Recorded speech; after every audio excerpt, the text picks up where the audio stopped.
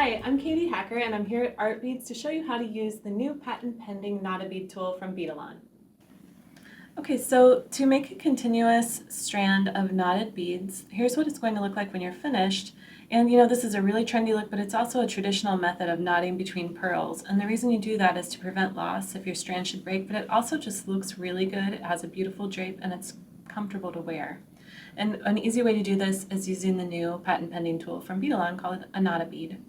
So to get started, you'll remove your silk cord from a card, and I'm using number 6 silk. So you kind of choose your size of silk depending on the hole size of your beads, just like any other type of stringing material. And you'll see that I'm pulling the silk with my hands because when you remove it from the card, it has little creases in it. See that? So as you pull really tight all along the length of the cord, removing those creases makes your knots more consistent. Now this type of silk cord also comes with a needle attached, so that makes it easy to string your beads. The first thing that you'll do is just by hand tie a knot in the end. And this is just to prevent your beads from falling off while you work on your project. So it doesn't have to be beautiful, just an overhand knot. Then you're going to string some of your beads. You can use your pearls from your new designer blend. Pass your needle through your beads, and you can use any size of bead for this. Just make sure with your first few beads that your silk will pass through those beads twice, because that's how we're going to finish the strand. So push these all the way to the end. Then you're going to leave a little bit of space and tie another overhand knot. So you just want to have enough space here that you can knot between these beads later, but we want them to be attached now because our needle is at the other end. So now we'll go ahead and string a few more beads, and I'll show you how to use the Knot-a-Bead. So I'm creating a color block design by doing odd numbers of beads. So 3, 5, 7, it gives the eye something to look at and think about when you use odd numbers in your design. So once we have our beads all onto our strand, and I would actually go ahead now and string the rest of my beads so that I can really work out my pattern before I start knotting, and then it's going to make the process of knotting go faster. So now I'll just move these out of the way. So we'll pretend that our strand is all knotted, all beaded already. Now we're ready to knot. So we're going to slide the first bead to the knot, and then we're going to drop this section that's already knotted through the tool, bring it to the front, make a loop with your fingers, and drop it through there. Now we're going to bring all of these beads to the back of the awl.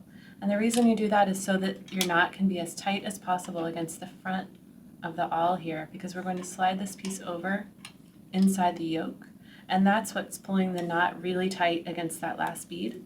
So I'm putting some tension on this, and you can see it's coming right through the yoke. Now I'm going to use my thumb to pull this lever, and that's what's going to make the knot really tight against the last bead. And we're going to bring the next bead down, drop it through the tool, bring it around, make a loop in front, drop these through, and all the instructions for this come with the tool, so don't worry. You're going to put this through the yoke, pull it, a nice even pressure here, and then release it with your thumb.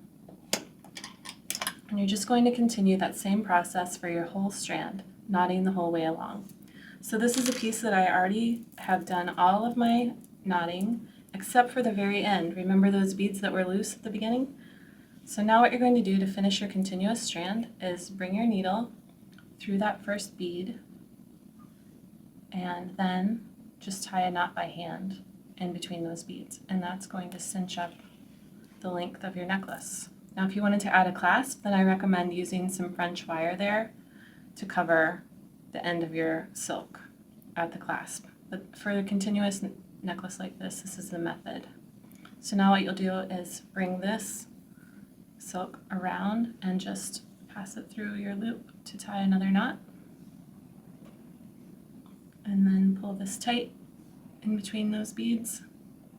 Same thing here. Now I would pass my needle through this bead and tie another knot here, and then add a little bit of jeweler cement, let it dry, and make sure that the glue goes down inside the bead hole, and then let it dry, and then you can use a knot cutter, a wire cutter, also sharp scissors to trim away any of your extra silk, and you have a continuous knotted necklace.